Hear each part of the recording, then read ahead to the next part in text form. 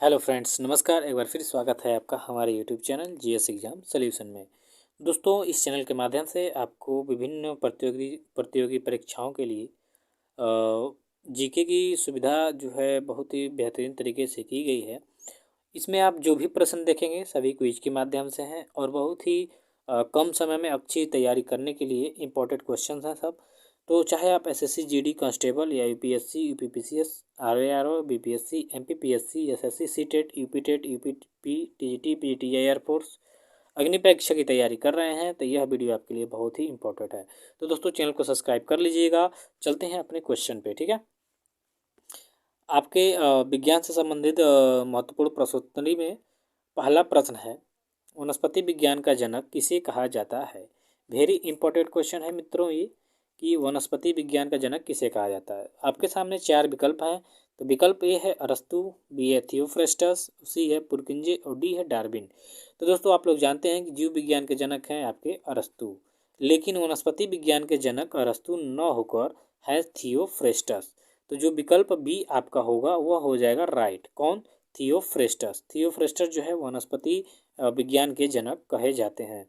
यानी वनस्पति विज्ञान किसे कहेंगे तो वो भी आप समझ लीजिए कि जीव विज्ञान की वह शाखा जिसके अंतर्गत वनस्पतियों का अध्ययन किया जाता है वनस्पति विज्ञान कहलाता है। किसका अध्ययन? हमको डिफिनीशन में क्या बताना है दोस्तों, यानी उसकी परिभाषा में क्या बताना है। जीव विज्ञान पहले लगाएंगे, उसके अंतर्गत बोलेंगे, ठीक है। तो जीव विज्ञान की वह शाखा जिसके अंतर्गत वनस्पतियों का अध्ययन किया जाता है वनस्पति विज्ञान कहलाता है। और वनस्पति विज्ञान के जो जनक हैं वो आपके थियोफ्रेस्टस हैं। तो विकल्प आपका बी होगा राइट।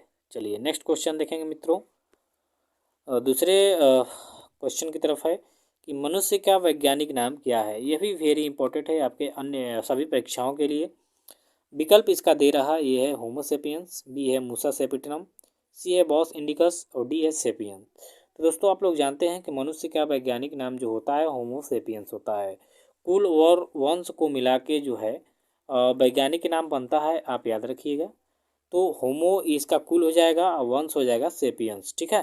तो कुल और वंश को मिला के किसी भी जीव या जंतु का जो वैज्ञानिक नाम होता है कुल और वंश के मिला के बनता है, ठीक है। तो जो होमो है वो कुल है और जो सेपियंस है वो वंश है, ठीक है।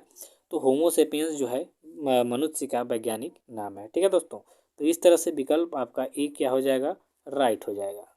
चलिए नेक्स्ट क्वेश्चन देखेंगे। तीसरे नंबर के प्रश्न को देखेंगे। यह आपके भौतिक विज्ञान से संबंधित है। तीसरा प्रश्न है कि लंबाई का मात्रक क्या है।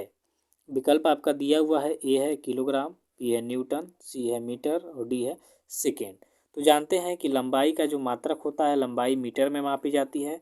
तो हमेशा लंबाई का मात्रक जो होता है मीटर होता है। तो इस तरह से विकल्प आपका सी क्या हो जाएगा? सही हो जाएगा। चलिए चौथे नंबर के प्रश्न को देखिए। प्रतिरोध का मात्रक क्या है। विकल्प ए है वाट, विकल्प बी है जूल, विकल्प सी है मीटर और विकल्प डी है ओम। तो प्रतिरोध का मात्रक जो होता है दोस्तों वह ओम होता है, ठीक है। क्या होता है? ओम, ठीक है। तो इस तरह से विकल्प डी जो होगा आपका वह राइट हो जाएगा, ठीक है। प्रतिरोध का मात्रक क्या होता है? ओम। चलिए पाँचवें नंबर के प्रश्न को देखिए कि विद्युत धारा का मात्रक क्या है। विकल्प दिया हुआ है, ए है एम्पियर, बी है ओम, सी है वोल्ट और डी है मीटर। तो आप लोग जानते हैं दोस्तों कि विद्युत धारा का जो मात्रक होता है एम्पियर होता है। क्या होता है दोस्तों? एम्पियर, ठीक है। एम्पियर क्या है? आपके विद्युत धारा का मात्रक है। तो याद रखिएगा विकल्प ए क्या हो जाएगा आपका?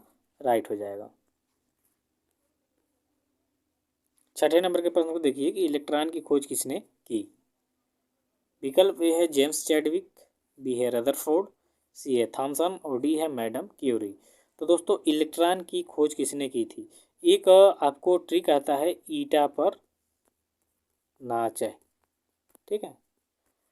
तो इलेक्ट्रॉन जो होता है वो थॉमसन हो जाता है, प्रोटॉन का हो जाता है रदरफोर्ड, न्यूट्रॉन का होता है चैडविक, ठीक है।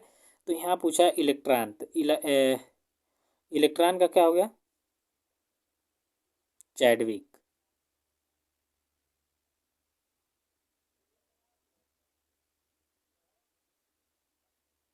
ठीक है। तो यहाँ आपका विकल्प हो जाएगा थॉमसन, ठीक है। ईटा, थॉमसन, यहाँ मैंने बोला थॉमसन। और प्रोटॉन का हो जाएगा रदरफोर्ड और न्यूट्रॉन का हो जाएगा चैडविक। तो यहाँ आपका विकल्प जो सी होगा वो हो जाएगा सही। 7 नंबर का प्रश्न क्या है, मानव शरीर में हड्डियों की कुल संख्या कितनी होती है। यानी एक वयस्क मनुष्य में हड्डियों की संख्या कितनी हो जाएगी दोस्तों। विकल्प ए है 210, 206, 220, 300। तो आप लोग जानते हैं शिशुओं में होता है 306 हड्डियाँ, लेकिन जैसे जैसे बड़े होंगे हड्डियाँ आपस में जुड़ती जाएगी और जब एक वयस्क व्यक्ति हो जाएगा तो उसके अंदर हड्डियों की संख्या हो जाएगी 206। तो जब हम शिशु थे तो हमारे शरीर में हड्डियों की संख्या कितनी थी दोस्तों, 306। जैसे जैसे हम बड़े हो गए, किशोरावस्था को पार करके वयस्क अवस्था में आए, तो हमारे अंदर हड्डियों की संख्या कितनी हो गई, 206। तो यहाँ पे ध्यान देंगे कि शिशुओं में हड्डियों की संख्या अगर जो पूछे तो 306, और वयस्क व्यक्ति में या मानव शरीर में पूछे तो 206 हड्डी होती है। ठीक है, तो विकल्प बी हो जाएगा आपका राइट आंसर, विकल्प बी हो जाएगा आपका सही। 8 नंबर का प्रश्न है कि रक्त में पाई जाने वाली धातु कौन सी है। विकल्प है सोडियम, बी है तांबा, सी कोबाल्ट और डी है लोहा। तो जानते ही हैं कि लोहा में रक्त में जो हो लोहा पाया जाता है, यानी आयरन। ठीक है, आयरन, आयरन की कमी से अल्पता की रोग नामक रोग होता है। ठीक है, एनीमिया। ठीक है, आयरन की कमी से एनीमिया रोग हो जाता है शरीर में। तो रक्त में जो धातु पाई जाती है वो लोहा होती है। ठीक है, तो विकल्प डी होगा आपका क्या सही। 9वें नंबर का प्रश्न है कि पित्त का निर्माण शरीर के किस भाग में होता है। यानी शरीर में जो पित्त बनता है वह शरीर के किस भाग में बनता है, क्वेश्चन है आपका। विकल्प है यकृत, बी है पित्त थैली, सी किडनी और डी है बढ़िया। तो दोस्तों पित्त का जो निर्माण होता है वह शरीर की यकृत यानी लीवर में होता है। ठीक है, लीवर में क्या होता है दोस्तों, आपके पित्त का निर्माण होता है। और सबसे बड़ी जो शरीर में सबसे बड़ा भाग होता है यकृत। ठीक है, लीवर। ठीक है, लीवर। तो लीवर में भाई पित्त का क्या हो जाएगा, निर्माण हो जाएगा। पित्त थैली नहीं मारेंगे तो हम लोगों का ऑप्शन ए हो जाएगा क्या राइट। 10 नंबर का प्रश्न देखिए कि मनुष्य में गुणसूत्रों की संख्या कितनी होती है। विकल्प है 36, 46, 23 और 45। तो देखिए दोस्तों मनुष्य में गुणसूत्रों की संख्या होती है 46। यहीं पूछा गया जो जोड़ी कि मनुष्य में गुणसूत्रों की कितनी जोड़ियाँ होती हैं, 23। ठीक है, यहाँ 23 दिया तो कन्फ्यूजन है, यहाँ 23 जोड़ी दिया होता तो ये सही होता। ठीक है, तो मनुष्य में 46 गुणसूत्र होते हैं और 23 जोड़ी, या 23 जोड़ी बोले यानी तो 46। ठीक है, अब 46 जोड़ी देगा तो यहाँ गलत हो जाएगा, तब 23 जोड़ी में यहाँ दिया होगा तो सही होगा। ठीक है, तो 23 जोड़ी होता है और उस तरह पूछे कि कितने गुणसूत्र होते हैं तो 46। ठीक है, चलिए 11 नंबर का प्रश्न है कि शुद्ध जल का पीएच मान कितना होता है। देखिए पीएच मान में क्या होता क्या है कि ये हो गया 0, यहाँ से प्लस 1 2 3 4 होता है, यहाँ माइनस होता है 1 2, यहाँ से 1 2 3 4 5 6 7। ठीक है, तो पीएच स्केल में क्या होता है दोस्तों कि जो 7 होता है, ठीक है, सॉरी दोस्तों 1 मिनट, यहाँ थोड़ा सा मिस्टेक हो गया, सॉरी। ये आपका पीएच पैमाना हो गया, ये 7 हो गया। ठीक है, तो 1 2 3 4 5 6 7, 7 हो गया और यहाँ हो गया 8 9 10 11 12। ठीक है, यहाँ जो 7 होता है पीएच स्केल में यह उदासीन होता है, यानी यह ना तो अम्लीय होगा न क्षारीय होगा। देखिए 7 से जो कम रहेंगे वो अम्ल के पक्ष में रहते हैं, यहाँ समझ लीजिए थोड़ा सा।